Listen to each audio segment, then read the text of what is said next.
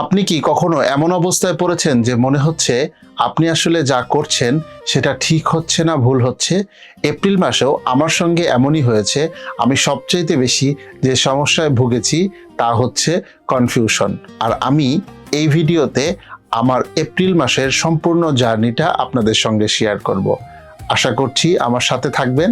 তাহলে এই সমস্যা যদি আপনারও থাকে তাহলে কিছুটা হলেও এই ভিডিওর মাধ্যমে সমস্যার সমাধানের পথে আমরা এগিয়ে যেতে পারবো। আসসালামু আলাইকুম ওয়া রাহমাতুল্লাহি ওয়া বারাকাতুহু। আমি আমার এই ভিডিওটার মাধ্যমে এপ্রিল মাসে আমার সঙ্গে যে বিষয়গুলো ঘটেছে এবং কাজ করতে গিয়ে, অর্থাৎ আমি সামনের দিকে এগিয়ে যেতে গিয়ে যে প্রবলেমগুলো হয়েছে সেই প্রবলেমগুলো আপনাদের সঙ্গে বিস্তারিতভাবে তুলে ধরার চেষ্টা করব। আশা করছি আপনি আমার ভিডিওটা সম্পূর্ণ দেখবেন এবং আমার ভুলগুলো দেখে আমাকে সাজেশন করবেন।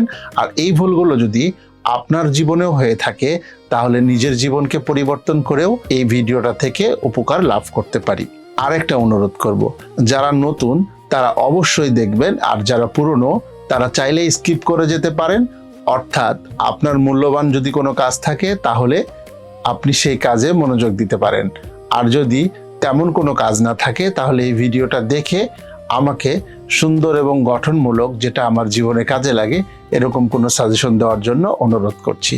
তাহলে চলুন শুরু করা যাক। এপ্রিল মাসেও আমি অন্যান্য মাসের মতো কাজ করেছি এবং শিখেছি, কিন্তু এটা শিখতে গিয়ে আমি যা বুঝতে পেরেছি এবং আমার ভিতরে বিশাল রকমের একটা প্রবলেম দাঁড়িয়েছে, সেটা হচ্ছে বিভিন্ন ধরনের কনফিউশন। আর এই কনফিউশনকে আমি যদি 3 ধরনের কনফিউশন হিসেবে ধরি তাহলে 3টা। তার মধ্যে 1 নাম্বার হচ্ছে, আমার কাছে মনে হচ্ছিল আমি যেই কাজটা করছি সেটা কি আসলেই ঠিক হচ্ছে। আমি যা করছি এটা অনেক সময় আমার কাছে মনে হচ্ছে ঠিক হচ্ছে, আবার অনেক সময় মনে হচ্ছে এটা আমি ভুল করছি। অর্থাৎ আমি যে পদ্ধতিতে এগিয়ে যাচ্ছি সেটা কি আসলেই ঠিক না সেটা ব্যাঠিক। এবং এই কনফিউশন আমাকে পরিপূর্ণরূপে ডিপ্রেশনের দিকে নিয়ে যাচ্ছিল। কিন্তু আমি ডিপ্রেসড হই নাই। আমি এর সমাধান হিসাবে অনেক কিছু জেনে শুনে বুঝে যা ভেবে বের করেছি, তা হচ্ছে আমি এখন যে অবস্থায় আছি এইটা হচ্ছে আমার শিখার পর্যায়।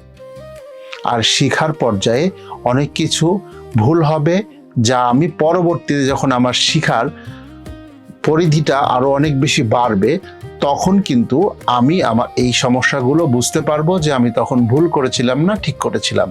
এখন যদি আমি সঠিক করছি না ভুল করছি এটা নিয়ে চিন্তা ভাবনা করতে যাই তাহলে আমার যেমন প্রবলেম হয়েছে, কনফিউশনে পড়ে গেছি, আপনাদের ক্ষেত্রেও এই প্রবলেমটা হতে পারে, আপনিও কনফিউশনে পড়ে যেতে পারেন। অর্থাৎ নতুনদের ক্ষেত্রে অথবা স্ট্রাগলারদের জন্য সবচেয়ে গুরুত্বপূর্ণ হচ্ছে আপনি এখন যা করছেন মনে করবেন সেটাই 100% ঠিক।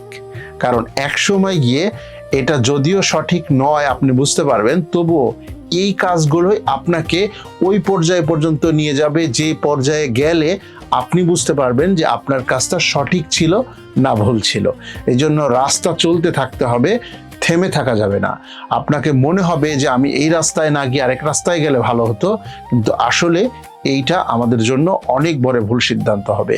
অভিজ্ঞ ব্যক্তিরা বলে আপনি রাস্তা চলতে থাকুন, যদি বাধা আসে সেটাকে অতিক্রম করুন, কিন্তু রাস্তা পরিবর্তন করেন না। কারণ আপনি দুই রাস্তার কোনো রাস্তার শেষটাই জানেন না, যেখানে আসেন সেটাতে যাওয়াটাই সবচেয়ে বেশি উত্তম। তাই আমি কন্টিনিউ করছি এবং আমার কনফিউশন থেকে বের হয়ে এসে আমি আবার শুরু করছি।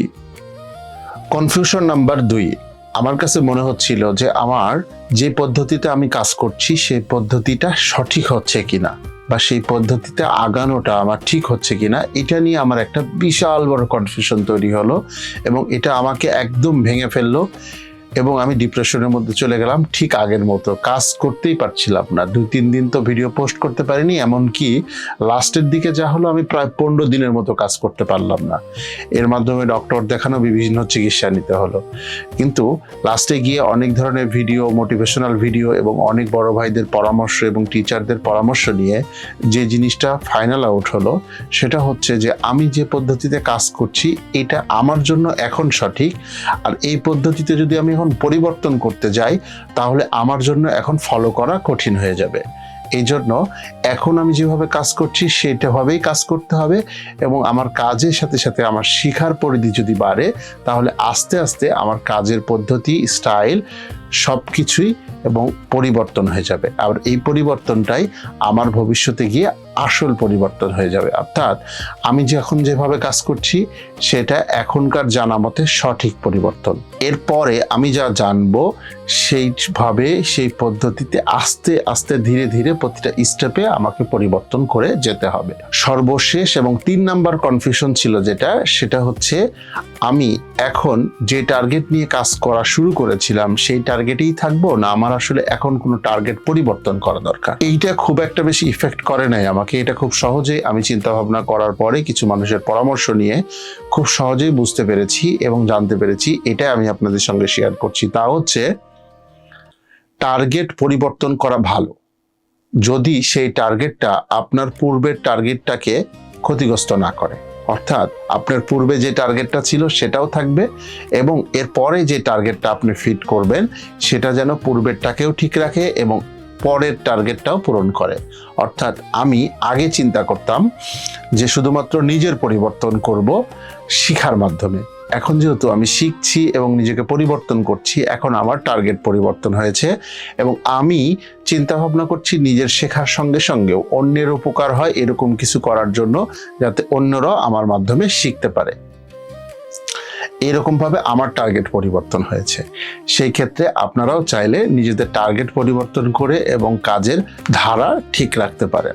এবং সবশেষে যে কথাগুলো বলবো সেগুলো খুবই ইম্পর্টেন্ট। এই জার্নি থেকে এই মাসে আমি যা যা শিখেছি এবং যেভাবে ডিমোটিভেশন হয়েছিলাম এবং কিভাবে মোটিভেট হলাম সেই বিষয়গুলো আরেকবার সুন্দরভাবে বলার মতো চেষ্টা করব। তা হচ্ছে আমি যখন শিখছি এবং শেখার চেষ্টা করছি এর মধ্যে বাধা আসবে, বিপত্তি আসবে, ডিপ্রেশন আসবে, ডিমোটিভেট হয়ে যাব, কিন্তু আমি যা করব না সেটা হচ্ছে থেমে যাব না। আপনারাও আমার মতো থেমে যাবেন না। যদি না থামতে পারেন তাহলে আপনি এগিয়ে যেতে পারবেন। এবং কত দূর এগিয়ে যাবেন এর কোনো লিমিট নেই, কারণ আপনি একজন ফ্রিল্যান্সার আর ফ্রিল্যান্সারদের কোনো এগিয়ে যাওয়ার লিমিট থাকে না। লিমিটলেস হতে পারলেই আপনি হতে পারবেন ফ্রিল্যান্সার। আর একজন ফ্রিল্যান্সারের জন্য কোনো বাধা, কোনো বিপত্তি, কোনো ঝড়, কোনো অসুখ বিসুখ কোনো কিছুই বাধা হয়ে দাঁড়াতে পারে না। ফ্রিল্যান্সাররা এগিয়ে যায় এবং ফ্রিল্যান্সাররা সবসময় সমস্যায় পড়ে এবং তারা প্রতিনিয়ত এই সমস্যাগুলোর সমাধান করে চলে। আর একটা জিনিস মনে রাখবেন, আমি এবং আমার যে সমস্যা, এই ধরনের সমস্যা যদি আপনারও থাকে তাহলে মনে করবেন না যে আপনারই শুধুমাত্র এই সমস্যা। এই সমস্যা আপনার আমার মতো হাজারো লক্ষ কোটি নতুন স্ট্রাগলারদের সমস্যা। এই সমস্যা থাকবে। নিজেকে একা মনে না করে আমরা আপনার সঙ্গে আছি তা মনে করবেন, তাহলেই দেখবেন আপনার বোঝাটা কিছুটা হলেও হালকা হবে এবং এগিয়ে যাওয়ার চেষ্টা করুন। যে কোনো সমস্যা হলে কমেন্টস অথবা সরাসরি নাম্বারে কল দিয়েও আমার সাথে যোগাযোগ করতে পারেন। তাহলে চেষ্টা করব আপনার আমার সমস্যাগুলো আলোচনা করে সঠিক পদ্ধতি অবলম্বন করে সামনের দিকে এগিয়ে যাওয়ার চেষ্টা করব ইনশাআল্লাহ। আসসালামু আলাইকুম ওয়া রাহমাতুল্লাহি ওয়া বারাকাতুহু।